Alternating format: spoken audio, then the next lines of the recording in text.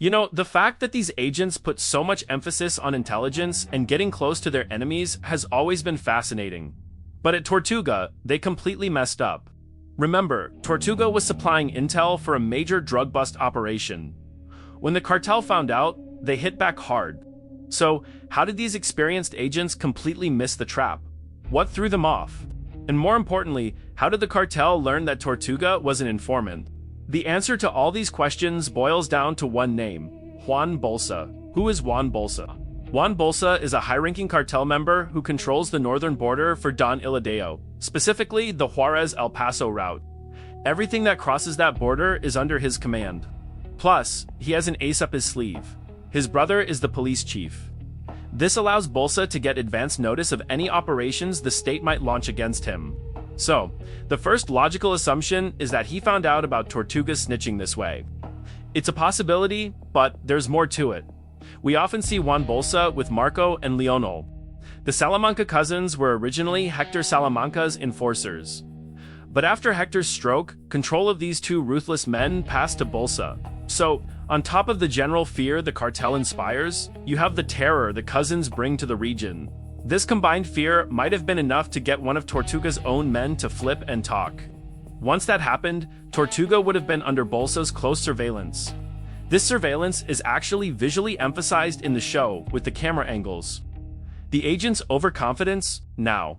The show doesn't go into much detail, but Tortuga had clearly been snitching for a long time. Think about it. Meeting half a dozen agents in a hotel room isn't exactly a smart move.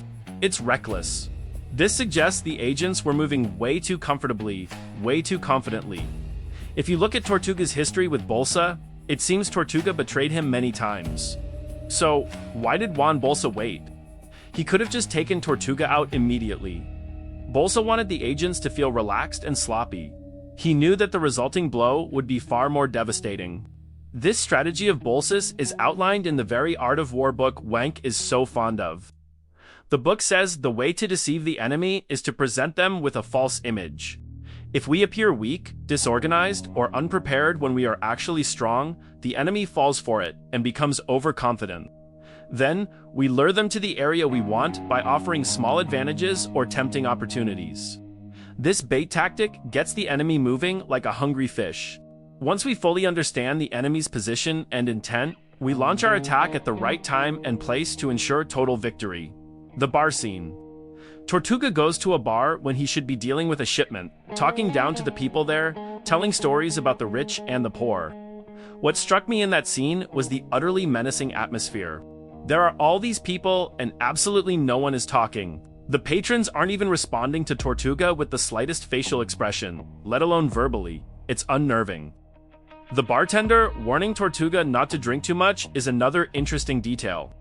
That warning actually means, be careful, you're in the wrong place at the wrong time. You shouldn't be here. Then, Juan Bolsa walks in. I knew I'd find you here, he says. Even though Bolsa is friendly and affectionate, we can see Tortuga is deeply unhappy and anxious about the visit. His unease is tied to the fact that he's not at his post, and Bolsa subtly reminds him of this. But Tortuga replies in his characteristic way. I may move slow, but I always finish ahead. Bolsa genuinely seems to enjoy watching Tortuga lie. After this conversation, Juan Bolsa invites Tortuga to the back of the bar under the pretense of giving him a late birthday gift. Pay attention to Tortuga's anxiety here. The only entry point to that room was the door Tortuga had to use. Tortuga looks surprised when Bolsa says, my gift is right here. Why? How could a gift be in a room right next to him the entire time? That's why the bartender had implied he'd had enough to drink and should leave. As Tortuga steps behind the bar, he immediately scans the corners. Knowing surprises come from blind spots, he scrutinizes every detail. When he sees the turtle in front of Bolsa, poor Tortuga is momentarily relieved, thinking his suspicions were baseless. But the moment he reads the writing on the turtle's shell, Hola D, he knows he's exposed. It doesn't matter though. Marco and Lionel move faster. Here, Marco uses a machete instead of an axe. You know, Marco usually carries an axe, and while we've seen him kill someone with it in the show, I'd argue the machete was far more effective. It made the scene much more gruesome. An axe can deliver a quick single blow kill, but executions with a machete are agonizing.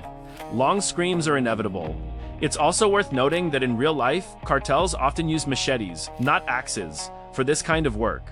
One of the most terrifying things is how Juan Bolsa appears to be a good guy from the outside. His clothes, his smooth conversation, his social skills are impeccable. He doesn't project a threat. So, to be having a sweet, friendly chat 1 minute and then passively watch Tortuga be murdered the next is a masterful portrayal of a psychopath.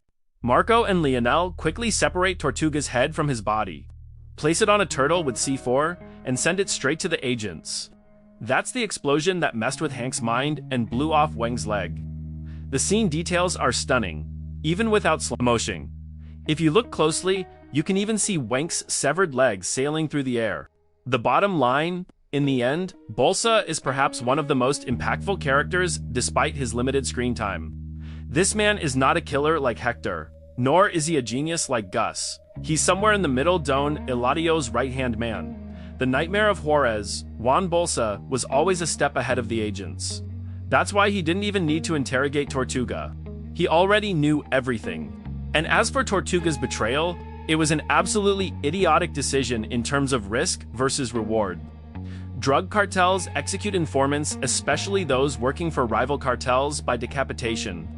Tortuga was working for the agents, so, in a way, he was lucky it was just his head that went flying. What did you think of Juan Bolsa's cunning plan? Let me know in the comments below. Don't forget to like this video and subscribe to Rody Underworld for more deep dives into the criminal underworld. See you next time.